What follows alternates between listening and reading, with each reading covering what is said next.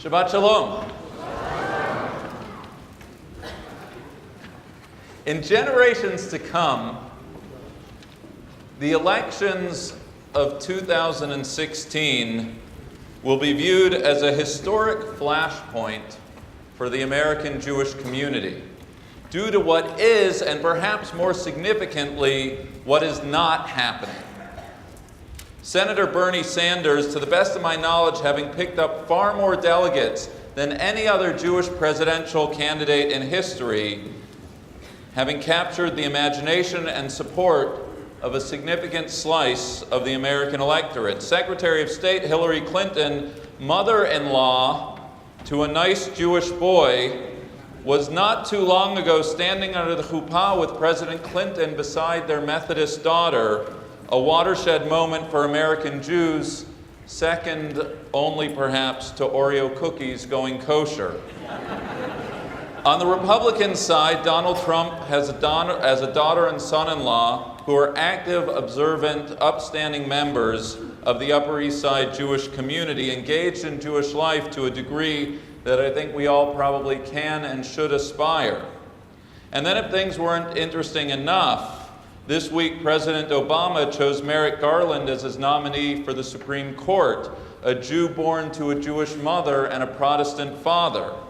You may have heard Garland speak movingly in the Rose Garden of his family's immigration from the Pale of Settlement, fleeing anti-Semitism, hoping for a better life for their children here in America, an extraordinary state of affairs in the history of Jews in American politics, perhaps in the history of Jews in the diaspora writ large.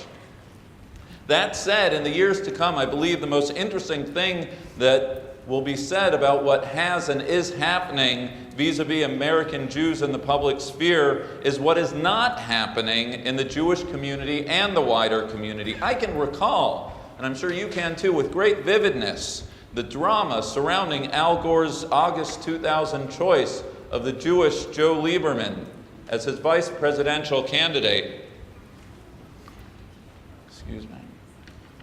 The fact that Bernie Sanders is Jewish has been totally inconsequential to his reception as a candidate, either to his benefit or detriment. Even his full-throated embrace of his Jewish roots last week elicited nothing more than a collective shrug from Jew and non-Jew alike. It's been Ted Cruz's prayer life, not the fact that the machatanim of our presidential frontrunners are, well, machatanim, that has caught the attention of the public. Contentious as Garland's nomination may be and become, his Jewish roots, it would seem, will have absolutely no bearing on the question of whether he will or will not be confirmed. So many Jews in the public eye and so little being said. That's what's significant. Is it a good sign or a bad one, or maybe a little of both? Does the fact that nobody inside or outside the community seem to care bode well for Jews? Or just the opposite, namely that American Jews are no longer perceived to be, or perceive themselves to be, a coherent religious community? There are undoubtedly more questions than answers, and it's an extraordinary state of affairs to watch Jews, Jewish interests, and Jewish values play out in the public sphere. A fascinating and unsettling state of affairs. But it is not totally unprecedented.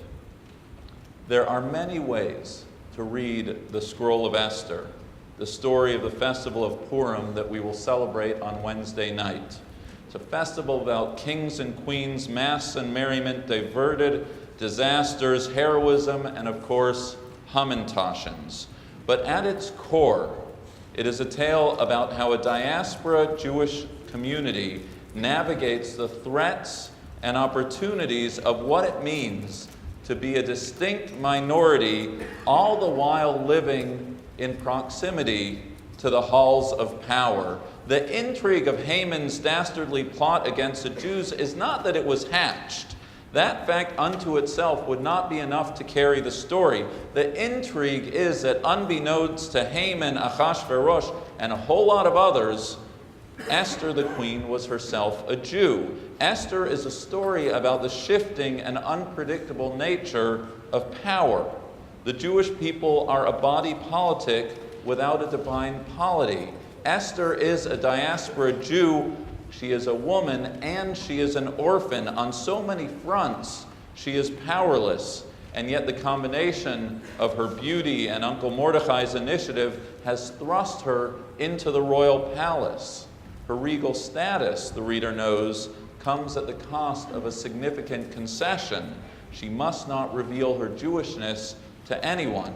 There is something altogether jarring about Mordecai's initial counsel in chapter 2. If you want to make it in this world, Esther, if you want to improve your condition, if you want to walk the halls of power, better keep your head down. Don't let them know who you are. Your Jewishness has no place in the public sphere. Lest we forget, her name is Esther, from the Hebrew word meaning to hide. She is who she is by way of hiding the most important feature of her personhood. As a national story, we know the story of Esther will reach its redemptive conclusion when the Jewish people as a whole are saved from Haman's schemes. On a personal dimension, as PAS high school student Jeremy Silverman pointed out in my home last week at the teen study, the decisive scene upon which the entire narrative pivots takes place in chapter 4, when Mordecai reverses his initial counsel to Esther regarding her Jewish identity. The Jewish people, Mordecai explains, are now in trouble. The genocidal face of anti-Semitism has reared its ugly head. You, Esther, must no longer hide. At great personal risk, you must now reveal yourself to be a Jew. Who knows, reasons Mordecai, perhaps it was for an occasion just as this, that you arrived at your station of royalty. Your people need you, and you must intercede as a Jew. Esther, we know, will step up to the calling of the hour. From a beauty queen living at the command of men, she asserts her will, her power, and her Yiddishkeit in the defense of her people. She knows the risks. I will perish, she sighs. I will perish. If I perish, the masks come off. What was veiled is now revealed. And she pulls on the levers of power to intercede on behalf of her brethren, no matter the consequences. If the scroll of Esther is about political power and powerlessness of the diaspora Jewry, then its take-home message could not be clearer. We must, even at our own popularity or peril at risk, be ready and resolute in standing up to the needs of the Jewish people and Jewish values, and we must do so as Jews. To tell the story, the political history of diaspora Jewry over the past century, is to measure ourselves against the litmus test of Esther. We enjoy telling the story of Eddie Jacobson, President Truman's Jewish friend and business partner, who at the critical hour persuaded the president to take a meeting with Chaim Weizmann, arguably leading towards U.S. diplomatic recognition of the new state of Israel. For that matter, we like to tell the story of Chaim Weizmann and his associates, who, having achieved great wealth and influence in their day, secured the 1917 Balfour Declaration. Far less comfortable, of course, are those times, too many to count, when American Jews, despite their proximity to power, have proven reticent to speak up as Jews on behalf of Jews. As has been documented in countless publications, it was a failure of the circle of President Roosevelt's inner circle, so stocked with Jews as to be derisively referred to not as a New Deal, but as a Jew deal, to sway the president to act on behalf of an imperiled European Jewry that stands out as perhaps the ultimate failure of the Esther ethic in the modern era. Our Supreme Court nominee, Merrick Garland, as noted, is a proud Jew. In a curious and ironic twist of history, his wife, Lynn Rosenman, is a granddaughter of Samuel Rosenman, who, despite having served as a state Supreme Court justice and trusted counsel of FDR, has not, in the eyes of Jewish history, received kind judgment. Amongst other failures of the Esther test, when asked by FDR whether to allow for more Jewish refugees in the wake of Kristallnacht, Rosenman replied that he opposed such a move because it would, quote, create a Jewish problem in the United States. At the other end, we know it would be a few decades later that a small coterie of Jewish policymakers, such as Richard Pearl and Morris Amitai, who, having learned the lesson of never again, played an instrumental role in the passage of the Jackson-Vanik Amendment and the freeing of Soviet Jewry. At times, leaders who are Jewish have stepped up to the test of Esther. At times, they have not. The pendulum does not sit still. There are many factors at play, and hindsight, as the expression goes, is 20/20. All of which leaves us with the question by which we began. Not about history, about yesterday, but about today and tomorrow. We live in a time and place not altogether dissimilar to that of Esther. We're comfortable here in the diaspora. There are Jews in high places. Some of them wear their Yiddishkeit on their sleeves. Some of them not at all, and some of them draw attention to it only when politically expedient. No matter our comforts and blessings, as in the time of Esther, there are clear and present threats. Threats to the Jewish community in Europe, threats to the state of Israel. And of course, there are opportunities to see Jewish values play out in the public sphere. What should our posture be? Should we hide our identities?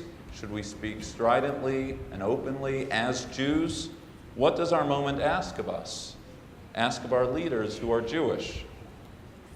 And here I believe, too, we must follow the example of Esther. We dare not check our Judaism at the door, especially when Jewish lives are at stake. I would modify the suggestion made in the Wall Street Journal this past week that Jews should vote their mind, not their ethnicity, to say that we must absolutely vote our Jewish mind. We must embrace the opportunity and obligation to let Jewish values inform our public stance. Long gone are the days of Tevye's fiddler on the roof, who, when asked for a proper blessing for the Tsar, replied, "May God bless and keep the Tsar far away from us." It's incumbent upon us to engage, impact, and influence public discourse as best we can. There will inevitably be those Haman-like figures peddling anti-Semitic accusations of Jewish loyalty as if somehow it's un-American to be assertive as a Jew in the public sphere. But as Jews and as Americans, we must categorically reject such assertions. The promise of our country, as Rabbi Moline said last night, is not freedom from religion, but freedom of religion. No different than the evangelical African American or any other community, Jews should feel free to draw on Jewish values and interests to inform our stance on the issues of the day. We're not uniform in our views. We are, after all, Jews.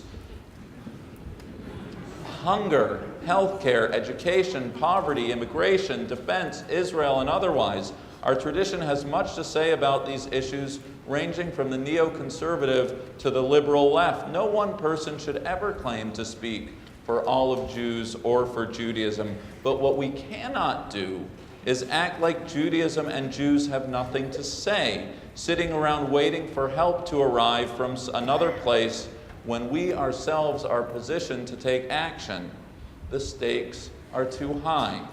On this Shabbat Zachor, we heed the commandment to remember what Amalek did to us, and we obligate ourselves to stand proudly as Jews on behalf of Jews' values that we hold dear. Tomorrow morning, after the half marathon, along with a delegation of other Park Avenue congregants, I'll be going to Washington, D.C. for the annual AIPAC conference. AIPAC is far from perfect. Like any organization constituted by a flawed and diverse humanity, sometimes they miss the mark, and sometimes their views do not represent mine. But here's the thing. As an American Jew living in this blessed historical moment, I'm not throwing away my shot. I have both the opportunity and obligation to vigorously exercise my rights as a citizen to influence and shape public policy when it comes to matters of Jewish concern, For me, the health and well-being of the state of Israel is towards, if not at the very top of that list. I will be there as an American, I will be there as a Jew, and I will be there as a lover of the state of Israel, and I'll be there proudly and unapologetically. And most of all, I'll be there with my high school daughter, because you and I both know that the test of any value we purport to hold dear is whether we model it for the coming generation. The scroll of Esther is just that, a scroll, rolled and unrolled every year, generation after generation, speaking out to us this year with an urgency that cannot be ignored. Who knows if it was not for just this moment that we were brought to this station? I can't know for sure, but I'm not willing to chance being on the wrong side of that question. Some things are better not left to chance. Today and every day, may we be ever ready to stand proud as Jews, to pass the test of Esther, and to stand vigilant when the safety and security of world Jewry is in question. Shabbat Shalom.